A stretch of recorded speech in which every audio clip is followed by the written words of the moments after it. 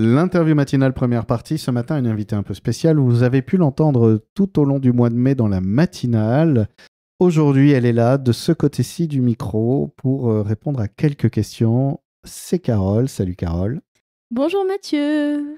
Et Carole, justement, pour nous accompagner pendant cette interview, c'est une retrouvaille aussi avec Cédric, que tu as pu rencontrer pendant Samedi Bien. Exactement. Salut Cédric. Salut tout le monde, bonjour Mathieu, bonjour Carole. Alors, ce qu'on va faire, c'est que déjà, l'idée, c'est de te présenter aux auditeurs. Ils ont pu t'entendre tout le mois de mai. Tu es en service civique à la radio depuis novembre, octobre. Et à la base, tu viens du son. Tu as fait un BTS à Biarritz. Oui, audiovisuel, option métier du son. Et la première question, évidemment, c'est pas de te demander comment tu as trouvé ce séjour fort sympathique à REM, mais c'est surtout... dans des choix scolaires, aller vers les métiers du son, c'est pas forcément quelque chose qu'on trouve tous les jours, c'est pas très commun. Qu'est-ce qui t'a fait aller vers ça, toi? Alors moi, au début, j'ai fait une licence LEA anglais-chinois. Donc rien à voir? Voilà, enfin, les langues, le son, finalement, il y a des liens, hein, si on cherche bien. Et en troisième année, parce que c'était pendant le Covid, donc j'ai pas été beaucoup à la fac. Mais en troisième année, c'était l'année où ça commençait à se décanter un peu, donc j'ai pris une option cinéma, parce que j'ai toujours beaucoup aimé le cinéma et l'audiovisuel. Donc là, j'ai pu tester plein de métiers concernant la technique et le cinéma.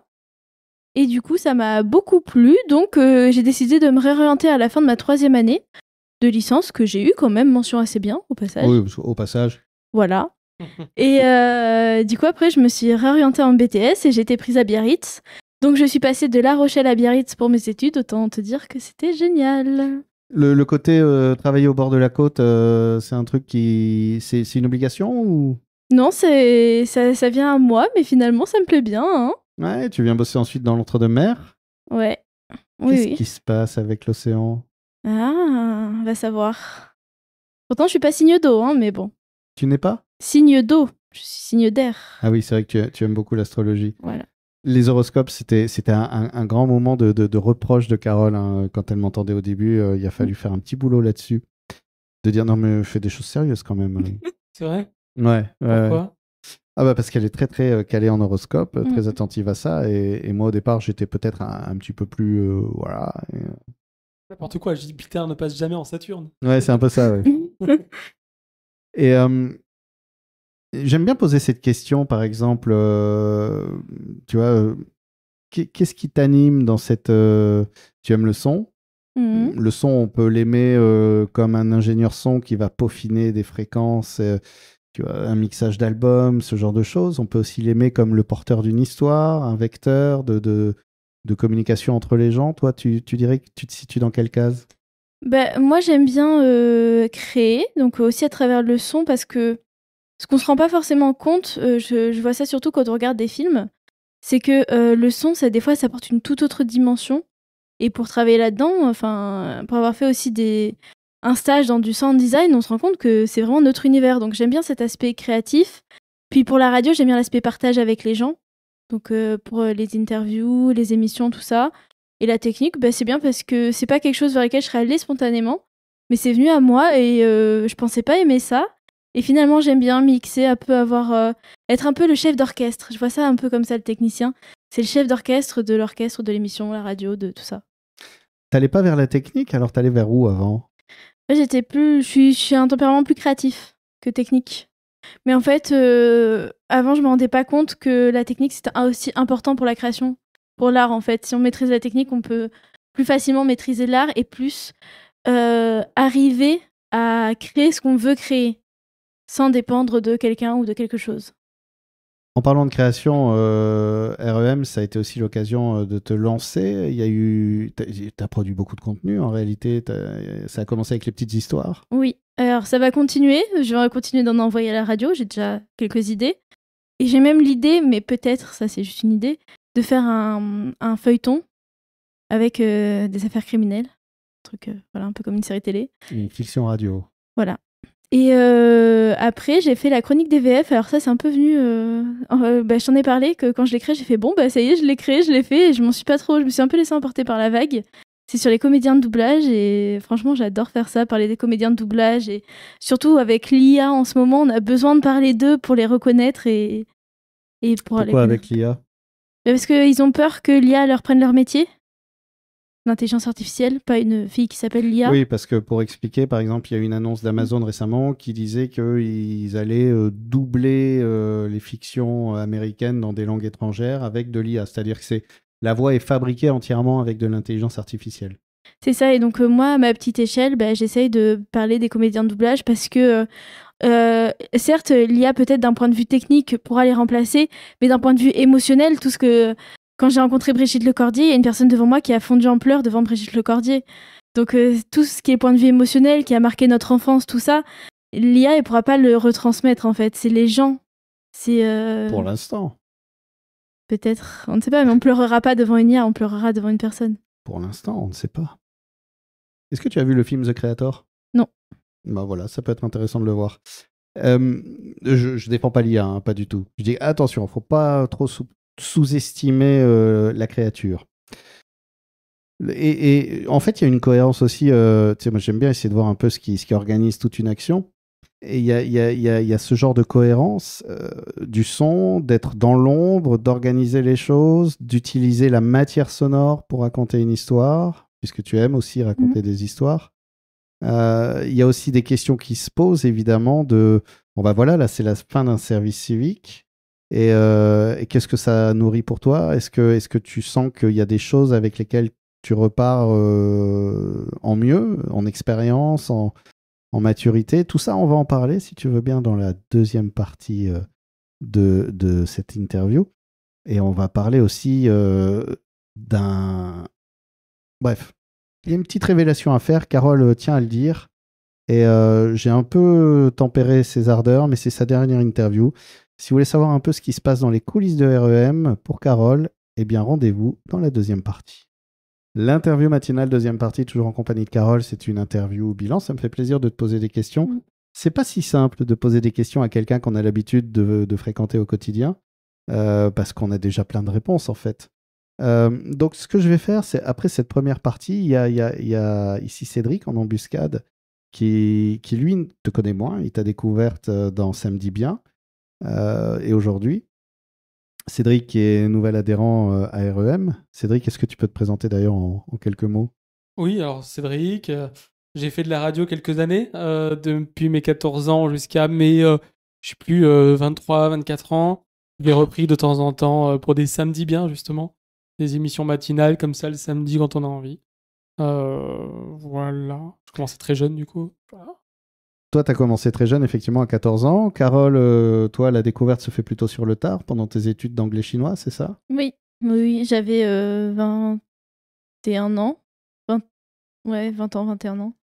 De parcours différents. Et justement, est-ce que Cédric, t'aurais...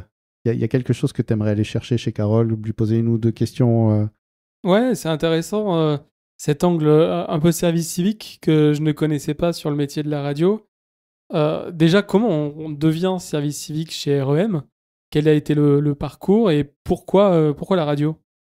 Alors, dans Pourquoi la radio, au début, quand je suis entrée en BTS audiovisuel en option métier du son, je ne voulais pas travailler en radio.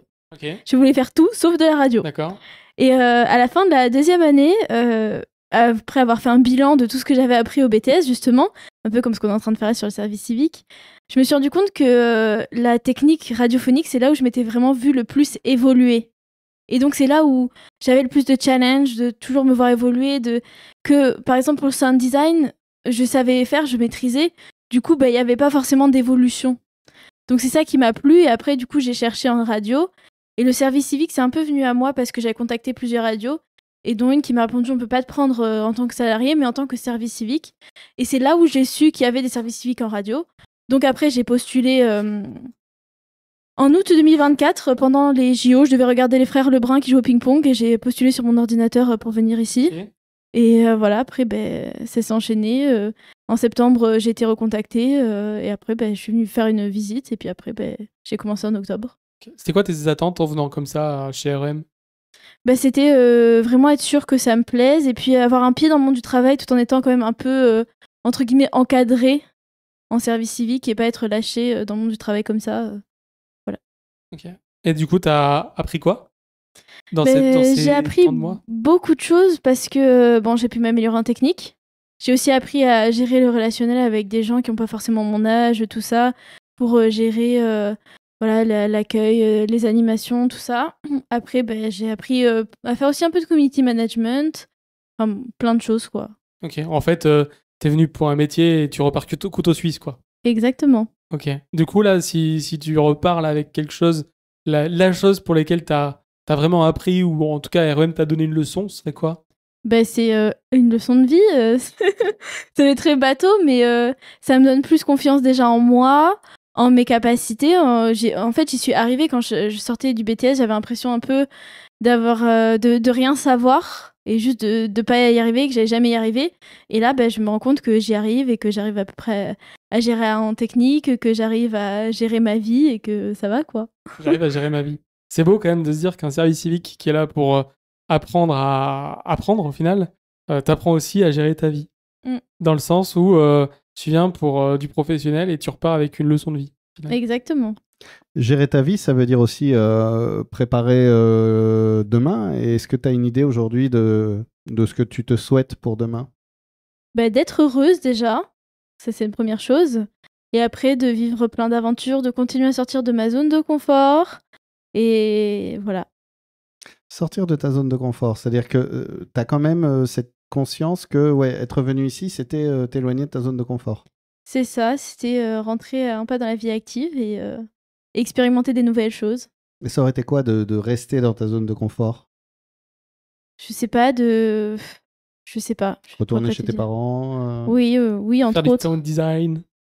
Ouais, entre autres. Ou faire quelque chose de plus facile, de pas s'embêter à chercher dans l'audiovisuel, quoi. Ouais, aller bosser dans un fast-food. C'est ça.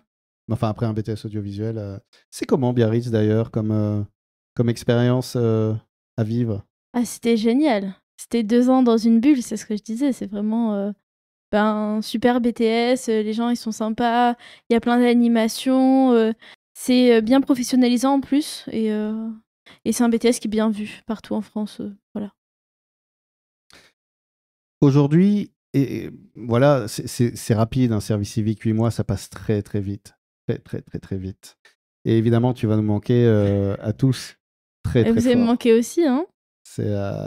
Et on espère quand même te revoir dans les parages. De toute façon, tu restes un peu. Oui. Voilà, à distance, mais tu veilles. Oui, c'est ça. Donc, un service civique, ça passe très très vite, je disais. Et parfois, il y a des choses qu'on aurait souhaité mettre en place et oups, le temps nous manque. Est-ce qu'il y a quelque chose où toi, au contraire, tu as l'impression d'avoir vraiment pu explorer ce que tu avais envie d'explorer? Non, après, j'aurais peut-être aimé faire d'autres émissions, faire plus prolonger les miennes, parce que c'est vrai que là, notamment en mai, j'ai été un peu rattrapée par le temps. Du coup, j'ai pas pu faire tout ce que je voulais, mais après, l'aventure continue toujours, l'aventure radiophonique, donc ça, c'est pas... Tu as quel âge? 24 ans? Ouais. 24 ans, qu'est-ce que tu pourrais dire justement parce que, mine de rien, voilà, BTS, service civique, et je pense que ça va continuer.